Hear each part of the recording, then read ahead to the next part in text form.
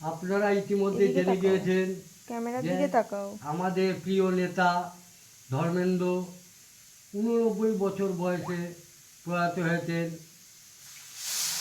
তার অসংখ্য ফ্যান এবং শুভানুধ্যায়ী প্রত্যেকেই দুঃখ প্রকাশ করেছেন।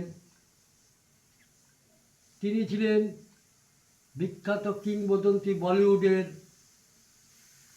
অন্যতম নায়ক।